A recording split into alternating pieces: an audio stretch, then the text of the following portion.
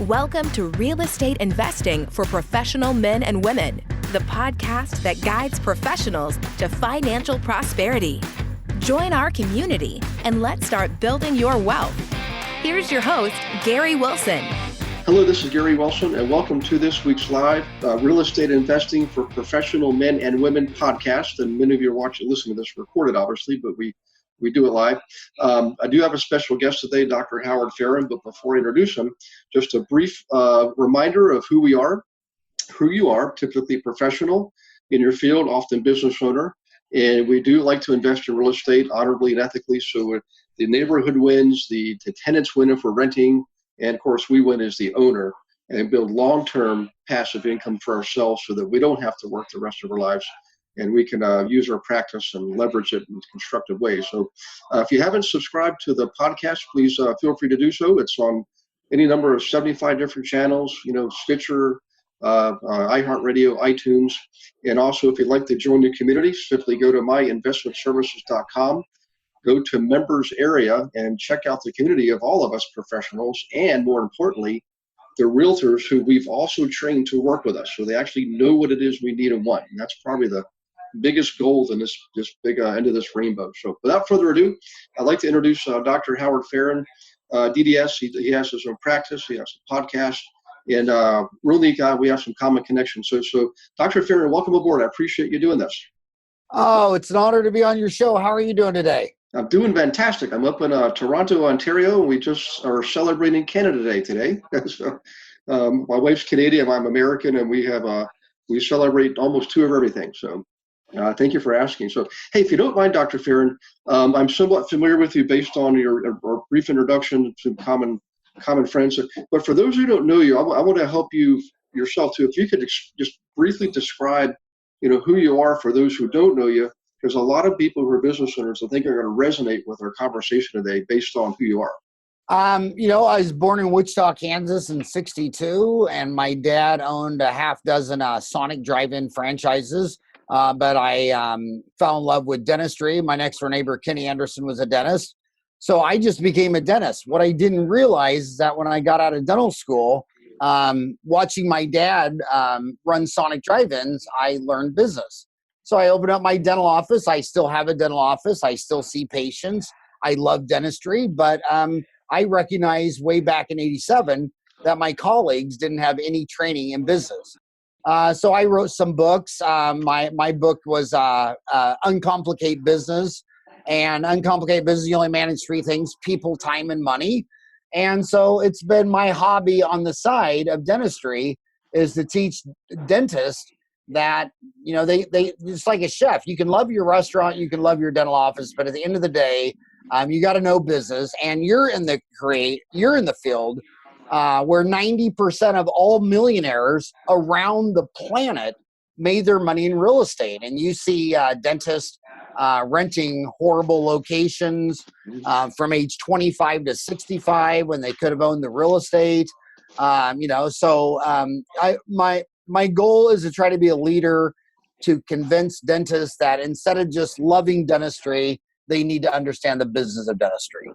Well, I'm so glad you said that, because I've learned this a long time ago too. I've come from a family, but one half the family is entrepreneurial business owners. The other half are strictly W-2 employees, and the other half, the second half, doesn't really understand the first half. So the first half, all of us business owners, we don't have to master one set of skills, which is the practice we're in your case, the practice of dentistry. There's two sets of skills. You're also in the business of being in business, like you just described. Your father owning Sonic franchises, so you got to see that firsthand what that was like.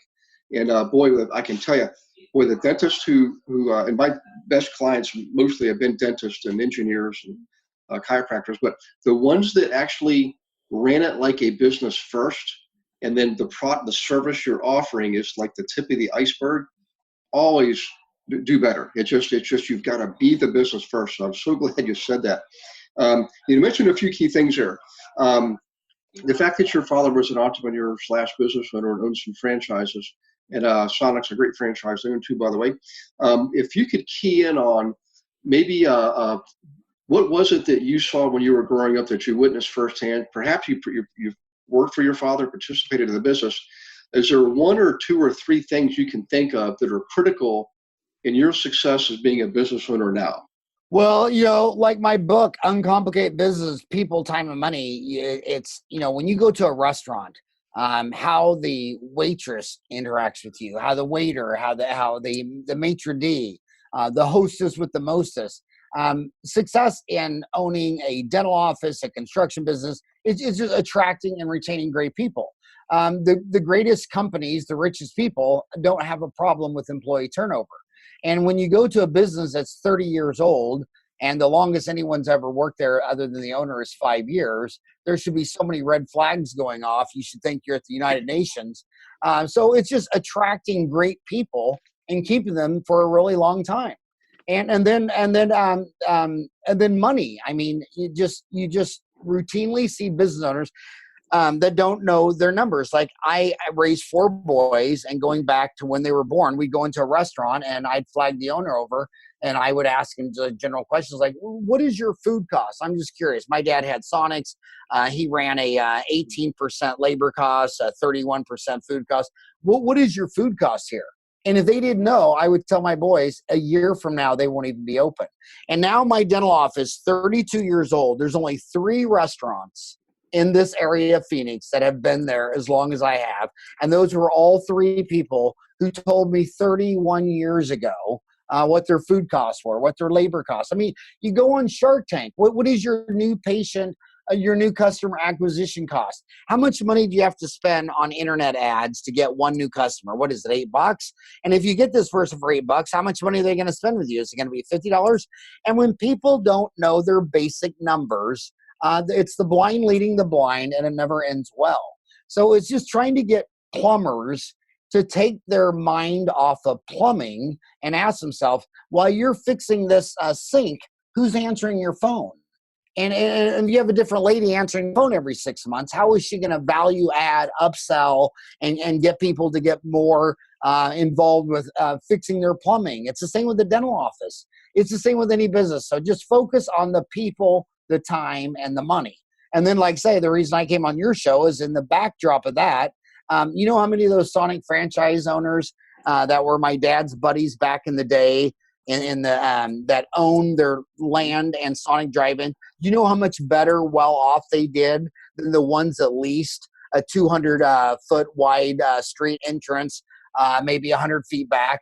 The people who own the land under those restaurants, I know a dentist in LA that the only reason he retired is because his 40-year-old building had become so valuable. This developer wanted it, bought the whole practice for twice of what he could have sold it for.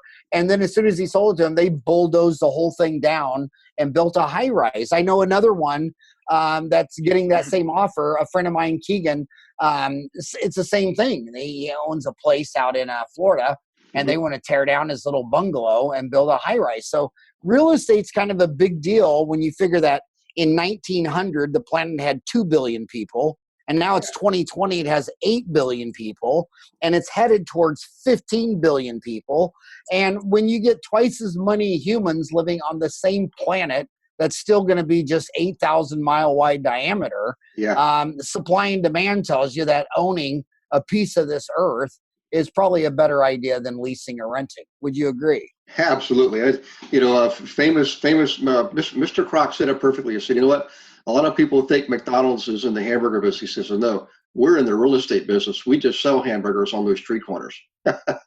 It's absolutely true. He was a real estate. He would go buy the best corner on First Street in Maine, and if you bought the land for $500,000, he'd put the box on there for $400,000, the equipment on there for $300,000. I met Ray Kroc, and awesome. if he had $1.2 million into it, he'd sell you that as the franchise fee. So now he had no money in his land and building, and then the first 12.5 cents of every dollar went to McDonald's.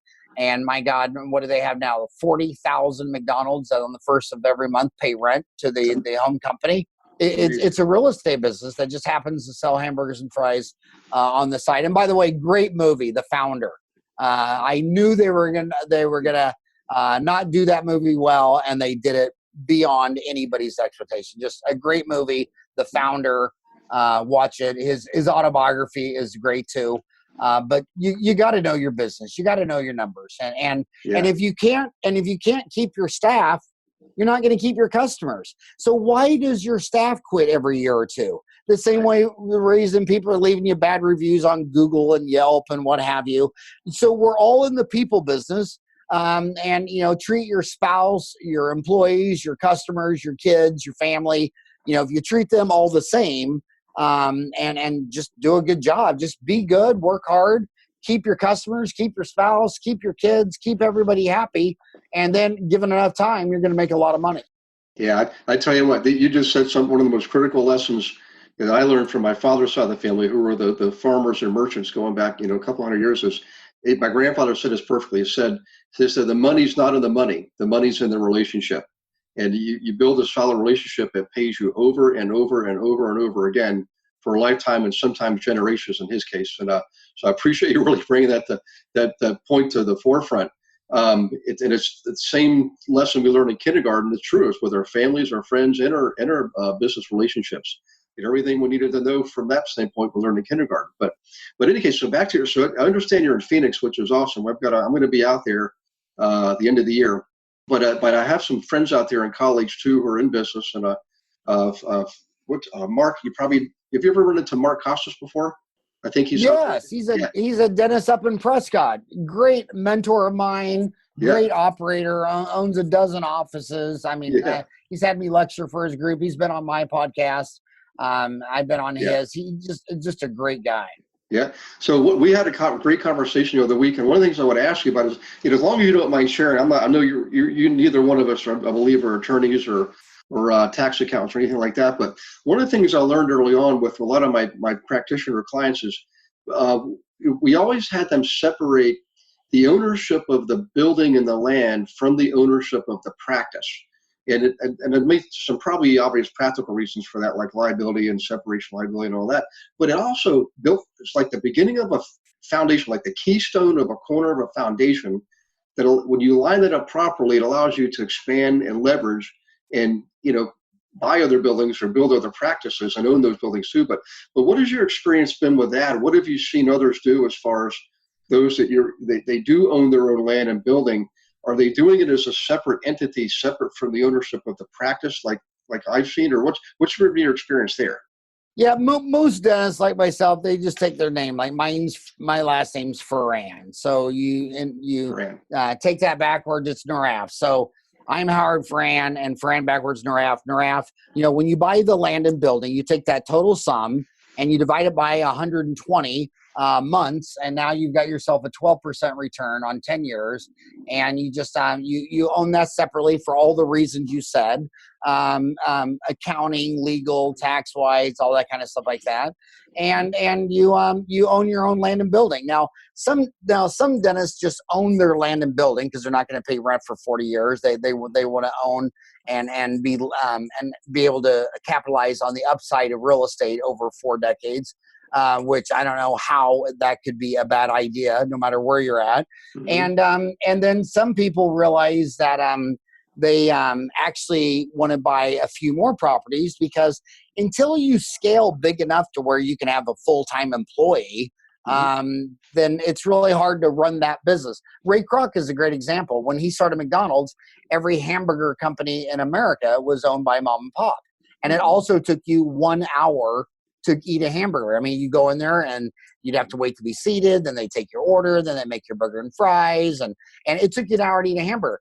But what Ray Kroc showed with the franchise is that when you have a bunch of franchisees that aren't serving customers and they can just work on the business all day long, they can work all day long to make it faster, easier, higher quality, lower cost, more succinct. And then he opened up McDonald's, where he took that hour-long appointment to eat a hamburger fry. Think of Fonzie and Happy Days. That was the only place you get a hamburger. And he reduced it to 3 minutes. So a lot of my dentist friends that really make a lot of money in real estate, they quickly bought up about a half dozen properties so that they could have a full-time person that just worked the business, whether it was a maintenance issue, collecting the rent, marketing, buying, selling. So we call that scale. And the franchises, they ushered in a book called what was that? What was the book that explained the franchises? The Emyth. The Emyth the Emyth. And now we're seeing that in dentistry, where a bunch of DSOs, like Mark Costas, he's a DSO too. He owns a dozen offices. But when someone like Mark Costas owns a dozen offices, well, he's not doing root canals, fillings, and crowns 8 hours a day, 5 days a week. He can hire other people to do that. And so he's got the scale. And the reason he's a master operator is because you only manage people, time, and money. And he's putting all of his time on management. And that's what Ray Kroc taught the whole world, is that, mom and dad have owned this hamburger place for 40 years. It's never dawned on them that every time you order a hamburger, you shouldn't have to walk all the way back to the freezer, open it up, and get out a raw patty. A drive-through is 60% of their sales. Ray Kroc used to always say to these people complaining, "You bankrupted my business." He's like, well, how did you sell hamburgers here for 40 years and not know that 6 out of 10 of your customers didn't even want to get out of their car? Hell, my dad bought a Sonic drive-in franchise because he knew people didn't want to get out of their car. And so when you're so busy making food or dentistry or plumbing or roofing that you can't have time to work on your business, it's just it's not good. So I would recommend that if real estate was going to be a large component, that it's just like learning how to swim. You can't learn how to swim with only 1 foot in the water. I would recommend getting enough scale so that they can have a management team. Same thing with dental offices. I go into small towns that only has 5,000 people, and it'll have probably 10 dentists. But that one dentist who decided to get another dental office on the other side of town. So now he's got one on north, south, maybe east and west. Now he has a full-time scale management team. He's got a full-time office manager, HR, marketing, legal, whatever. He's got a 3 or 4 person team that's not busy seating patients and making appointments and billing your insurance. So if you scale large enough, at least a half dozen units. In real estate, at least 2 offices. I just told another dentist yesterday. I was having lunch yesterday with a dentist, and I told him, I said, your problem is this person that you said is your office manager. All she ever does is answer the phone, make appointments, see patients, put out fires. All she is she's doing work. She's not in management. She's not in operational logistics. I told him, I think the only way you could solve your dental office problems is actually buy another dental office. So now you could take yourself and your team and your management team and actually just work on the business of dentistry, or in your case, the business of real estate, and not spending all day long doing the work that you need to do in real estate, plumbing, and dentistry. Exactly. Yeah, the core structure business, like you mentioned, Gerber's book, The Emyth. That's like the Bible for all small business people. Any entrepreneur should read that book, and that the Emyth Revisited is equally just as good. I think it's an order of sales, including the Bible. No book's ever been out published in the Bible, but Think and Grow Rich is the next one, Napoleon Hill, and then right after that, I think Gerber's book is. It's not up at number 3. It's in the top 5 or 10. It kind of fluctuates, but it's such a powerful concept that business structure. Once you have that in place, whether you own real estate and rent it out, or you have a dental practice and you help your clients and your customers, the core business structure has to be there for you to scale. So I really appreciate you bringing that to light, which leads me to another thing. Is I realized with a lot of the folks that I've worked with, the ones that are even ultra successful, is they won't just buy like an individual stall type business or property, like a lot with one office and that's all it has. They would buy something like they maybe have 3 or 4 office spots, or maybe even a tiny strip mall, and rent out the other places to businesses that are somewhat related to that business. Maybe a pharmacy could go there, or some other related business that people would go to. If I'm going to the dentist, well, maybe I can go take care of, my children can go next door and take care of their tutoring. Bottom line is they would have multiple, we call them stalls, in that little strip mall that they would run out. That strip mall, their office space, that gives them a profit and helps them build that passive income long term. Gary Wilson here. I just wanted to let you guys know, remind you that we do have our very next 3-day event coming up April 5th, 6th, and 7th at the Anaheim Marriott, right outside the gates of world famous Disneyland. located at 700 West Convention Way, of course, in Anaheim, zip code 92082. Okay. You can go to myinvestmentservices.com, look for the information on the event. Also, you can contact us, support at myinvestmentservices.com, or call 1-800-931-2605. So this is for you. Whether you're a chiropractor, dentist, teacher, fireman, policeman, pilot, military, engineer, this is designed to bring you together to talk about investing the right way. So what this is not the no money down owner financing stuff. Okay, I'll show you how to invest if you don't have a lot of cash right now or no cash. Okay, we just do it differently. We don't put you at risk by doing hard money loans, borrowing against other people at 10, 12, 15% with lots of points that chew up all your equity and cash flow. We actually show you how to leverage what you've already got and borrow against yourself. You probably have more than you actually realize even you have, especially if you have your own practice or your own business, okay? And by the way, the cool thing about this is you're going to meet the people you need to meet to support you. I've trained over 20,000 investors and agents around the U.S. and Canada last several years. And at the event, there'll be a lot of agents there right here in your area in Southern California that I personally train to work with us, to work with you and me on investing. These are not regular realtors. They're certified. They work specifically with us, flipping homes and buying fourplexes and stuff like that. So come and connect with them, get the tools, you get the strategies, you get everything you need, okay, so that you can succeed. So this is designed specifically for you. It's not for everybody. That's why we narrow down the target audience, just for you and others just like you. So welcome aboard. Look forward to seeing you there.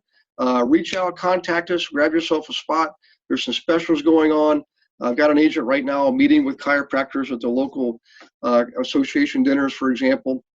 So come on aboard, come join the community, bring your children, let them go to Disneyland on Sunday. We're done a half a day on Sunday anyways. You can join them and enjoy the rest of the day there. So God bless you. We'll see you there. Bye-bye.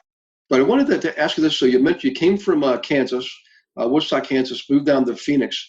So you've been, how long have you been in Phoenix how long have you been in Phoenix, I guess? And if you could talk about the timing, let's talk about geography and timing, because I'm in Phoenix quite a bit. It's gone up and down over the last couple of decades, but when it comes back, it always bounces back with a tremendous surge, even though the dips were kind of painful.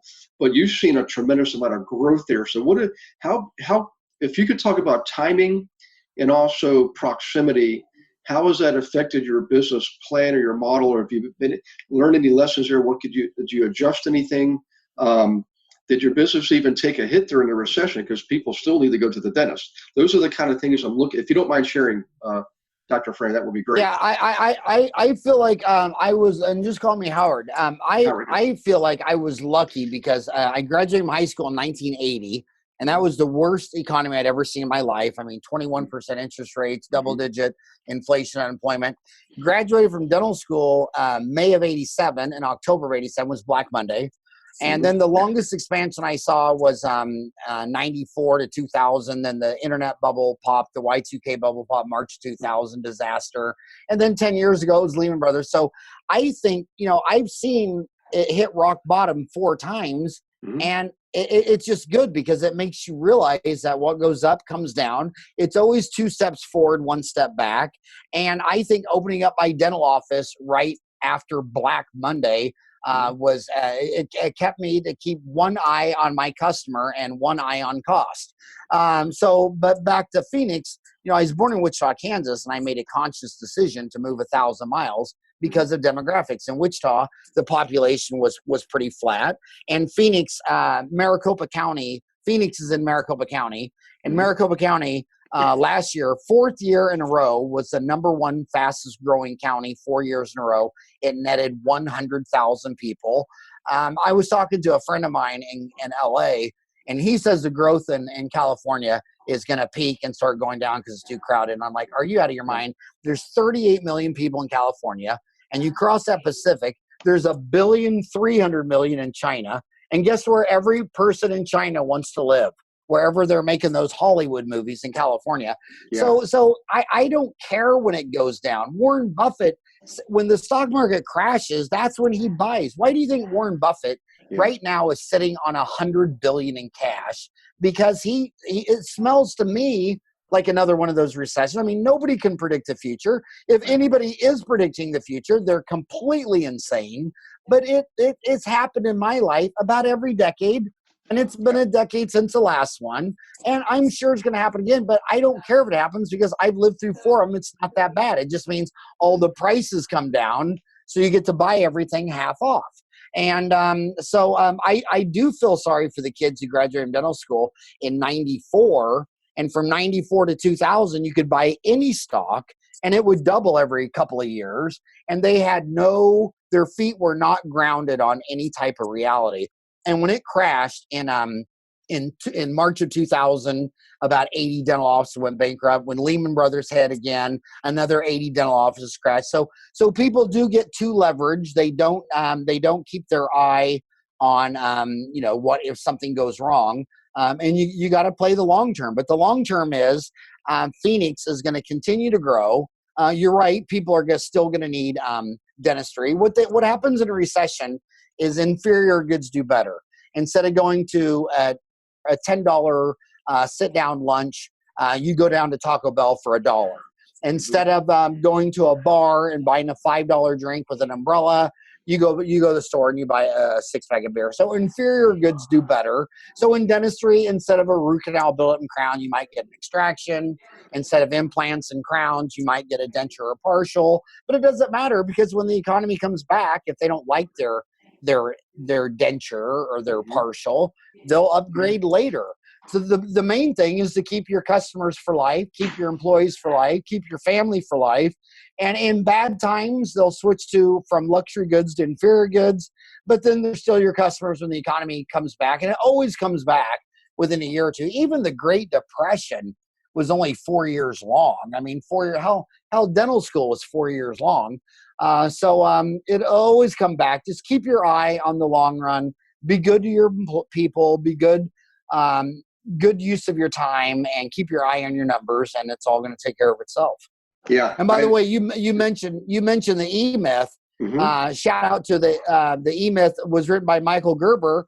He wrote the Emyth Dentist along with Alan Kwong Hing and Christopher Barrow, explaining how the Emyth even works in dentistry. So that's another great book to buy, is the Emyth Dentist. Okay. And my book, Uncomplicated Business, it only has 51 reviews. They were all 5-star, and it has nothing to do with dentistry. Uncomplicated Business, all it takes is people time and money. When you read that book, you should not know that I'm a dentist, and it shouldn't matter if you're a wheat farmer, a dairy farmer, or own a plumbing business. I mean, business is business is business. Just get good at business. And if you get an A in business, it makes the art of your business, your craft, whether you're a cook or a dentist or a plumber, it makes your craft so much more fun because you're profitable, you're happy. Boys have toys. You can buy that fancy John Deere tractor that you really don't need, but you just really think is cool. Same thing with dentistry, whatever. But just get an A in business, and everything else is going to take care of itself. I agree. You know, it's ironic because you and I are just about 1 year apart in age, and I likewise been through 4 recessions. I anymore, I'm like, I don't want to sound callous, but I don't really get worried anymore. In the beginning, back in the late 80s, I was like, oh my gosh, there's a recession. Everybody's, the sky's falling. It's just all media. The fact is even in the Great Recession, yes, real estate led the recession, and it dropped in most places. But the fact is, you know, unemployment never really got all that high, not anything close to the big depression. And so majority of people still were either buying or renting. I mean, let's face it, in real estate, you either own your house you're in or you rent it. So either way you can profit as long as you know what the trend is. And it's real estate's easy to figure out because it's a slower moving commodity. But the biggest thing I learned though, and you kind of touched on this, you didn't say it exactly, is that you learn to expect these things. Expect the recession. It's just part of this life of business cycle. It's going to happen. So prepare for it and have some income coming in from a couple different streams. And I always thought real estate should be one of them. But I want to talk about your book here, but I know we're kind of getting close on time here. Uncomplicated Business. I'm going to get a copy of that because I'm intrigued myself. I want everybody listening to go out and pick it up. Can they get it on Amazon? And the caption is People, Time, and Money. But and it's applicable to every business owner because, like we said in the beginning, the business of being in business has to be built and addressed, or whatever business you're in, product or service, is never going to grow. So if you could talk about your book, just give it a shameless plug because I think it's going to help a lot of people, Howard. Well, just Google Uncomplicate Business because uncomplicate's not a proper word. So it'll have the red squiggly line and it'll take you right to it. But, I wrote that book, Uncomplicate Business, because I don't think it's difficult. And I want to switch back to your real estate real quick. You know what I learned on those downturns? That when in a downturn, all the prices come down in stocks and bonds and real estate. So it's a buying opportunity. And the first recession that I lived through, which was a Black Monday, real estate plummeted. So I picked up 4 properties. One of them I built my dental office on. Another one, I learned that the same reason the intelligence to buy is actually less intelligence required than the intelligence to know when to sell. I bought this one little 8-piece for this one little piece for $78,000. 1 year later, a friend of mine, John Early, said, "I'll buy it from you for $150. You'll double your money." So I did. He hung on to it for 5 years and sold it for $2.5 million. Wow. And so I look back, the first time it fell, like I say, bought 4 properties, kept one for my dental office, sold the other 3, doubled my money on all 3 of those. But oh my God, do I wish I would have kept those and not doubled my money. So, it's like you buy a stock for 10, it doubles to 20. Warren Buffett doesn't trade stocks. He says, if I wanted to buy your company a year ago, why do I not want to own it today? He buys and holds. And the first lesson I learned as a young little 25-year-old dentist is, oh my God. I mean, I used to get nauseous when I drove by that 7 acres and think, oh my God, I could have had I could have $2.5 million in cash if I just would have hung on to that little I think it was $78,000, double my money. And then he 10x'd it. So buying and selling. And then the other thing I want to say about real estate is humans are emotional. And, at the end of the day, what I think the best reason is that people should buy real estate, especially the house, instead of renting their house, is because it's a forced savings account. I think people are going to spend all the money they make plus all the money they can borrow on credit cards and bank. You're going to spend it all, just like your government. I mean, your government is 1 year in debt. I mean, it's $19 trillion of money they already spent. It's 100% of GDP. Well, the government is made up of people, and people are your government. And when you buy a real estate property and you have to make that monthly payment, you go, oh my God, I got to spend that $2,000. Well, guess what? If you didn't have to spend that $2,000, you would have jumped an airplane and flown to some dental course that's $3,500 a weekend and stayed in resort. You're going to spend all your money anyway. So why not force yourself to have to make payments and investments? So now after you make your investment payment, you're like, oh my gosh, I had $4,000 and I just dropped $2,800 of it on my payment. Looks like instead of going to Hawaii for vacation, we're just going to go to the lake and camp out and fish and grill burgers and dogs. So I think humans are very emotional, and I think investments are a forced income. And I'll give you a proof of that. Ask any of your employees how much they make every paycheck. They'll always tell you the net amount. They never know what their gross amount was. They never know what the FICA matching was. If they just say, oh, I net $1,500 every 2 weeks, they have no idea what the gross amount is. So that's how you got to play your own mind. You get yourself locked into a house payment, you're going to pay that house payment. So it locks you in. If you own a couple of rental properties, you're not going to go bankrupt. You're going to pay your mortgage. And after you pay your mortgage, you pay your investment. It's a forced savings account. So now you don't go out and do something ridiculous with your money, like go to Home Depot and remodel your whole bathroom, which is just absolutely perfect the way it is right now. Yeah, I appreciate that. When something you mentioned a while back, you made me think about this. Over the years, I've been in thousands of transactions, and I, hundreds of units now. And the ones that I did sell years ago, I very rarely did I really regret something I bought. But most cases, whenever I sold something years later, I'd look back at how much I appreciate it. I'm like, gee, I wish I had all of that. Yeah. So, but yeah. And one last thing, I'm stealing a lot of quotes from Warren Buffett because I grew up in Wichita. I went to Creighton in Omaha, Nebraska, and that guy was so nice back in 1980. He came out and lectured to our business class because he was good friends with the business dean at Creighton. But the bottom line is, he said that the reason he was in stocks because he said bottom line is the stock market is America, and I'm not voting against America. And when you don't want to buy real estate, when you buy real estate, you know what you're buying a share of? The human race. Yeah. And there's only one species of Homo left. It's Homo sapien. And when you don't buy real estate, you're betting against the human race. And the human race is, the only person that competes with humans on the animal planet is ants. Humans and ants have the same amount of mass. And if you really think ants are going away, and that 5 years from now, there's not going to be any ants or any humans, you're completely out of your mind. So when you buy a share of stock in the NYSE or NASDAQ, you're buying a share of America. And when you buy a piece of earth, you're buying a share of the human race. And the human race is the most durable animal that's ever lived, maybe second only to the ant. But my gosh, ants and humans are going to be here for another million years. Yeah. So I would buy up any anthill you can find. And a million years from now, you're going to find ants crawling around it. Well, I love it. And then another thing Warren Buffett said too, he's one of my favorite heroes, is, when the bottom of the last recession, he was interviewed and he said, if I could right now, I'd buy 100 million homes. And he didn't actually do that. But what he did do is he bought Prudential Real Estate and now that's part of the Berkshire Hathaway ownership group. So in any case, he's a great man with his famous saying, when the herd goes left, we should go right. I love the example. I love the models you gave today and and your expertise and your guidance.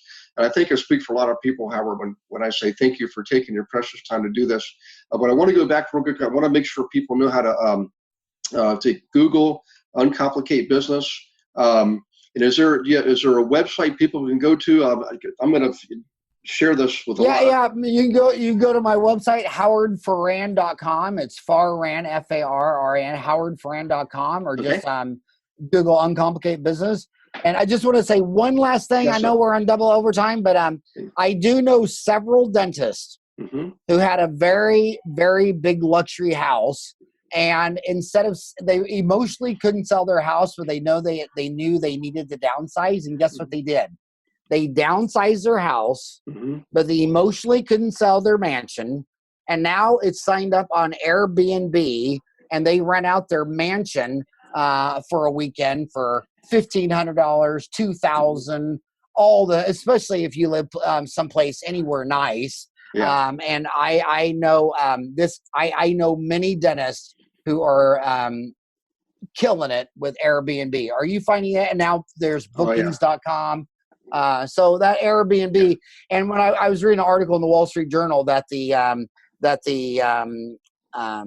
rate of hotel occupancy has been going down every year since Airbnb came out, because so many people are doing this. And man, gosh, if you got a house in LA or San Fran, you got a house where somebody wants to go, like Phoenix, Arizona, the bigger the house, the more rare it is. And you would not believe what you can rent that thing out. A lot of these dentists can rent their house out for a mortgage payment on just 2 weekends a month.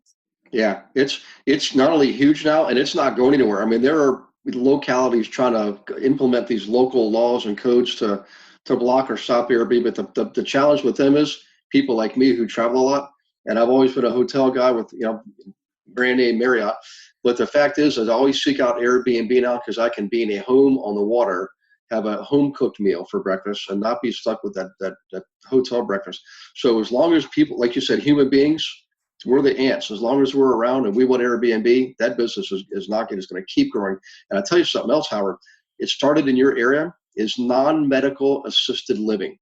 non-medical Oh yeah. assisted living. It's becoming, it's the next Airbnb as far as the next wave of strategies for owning real estate. And I've seen a lot of people having success with it. It's not as heavily regulated, and there's a need for it. There's a part of the consumer, the part of the human races that are in that age group where they don't want to be in a nursing home. They don't want to be in a nursing home. They don't need to be in a nursing home. They want to be free, yet they don't want to cut grass and fix stuff.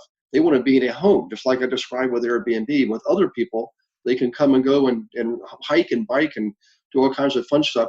So the people who own those homes are cashing in. I mean, renting these rooms for $3,000 a month, and they don't have to have any medical facility meet any medical requirements there. So there's other options. So I want everybody to understand it when you listen to this, guys. Don't just think traditional flipping and owning small duplexes. You can just do that stuff. I've done tons of it. But the fact is the human race evolves, and so does business. And what Howard just mentioned, Airbnb is here to stay. And I think non-medical assisted living is you're going to see grow tremendously also in the next few years. Hey, Howard, this has been a lot of fun, but this has been one of my favorite ones, actually. I know this is still being recorded, but I just want everybody to know that, go to the website, get the book. When I'm out in Phoenix, I'm going to look you up, and maybe you and Mark and I can go grab a bite to eat or something when I'm out there. Let's do it. You, me, and Mark at lunch. That would be joy. Yeah, let's do it. Let's absolutely do it. I'll have my notepad and pen and pencil, because I've got a feeling I can learn from you guys as much as anybody could ever learn from me. So. All right. Well, listen. All right. Well, it was an honor to be on your show. Thank you so much for having me be on your show. Everybody listening, God bless you and your families. I will see you on the path of prosperity. Go to myinvestorservices.com, the members area, click on that, see what it's all about, join up, and subscribe to the podcast if you haven't yet. Look forward to seeing you on the next one. You guys take care. Thanks for listening to this episode of Real Estate Investing for Professional Men and Women. Be sure to go to myinvestmentservices.com to join our community and start building wealth today.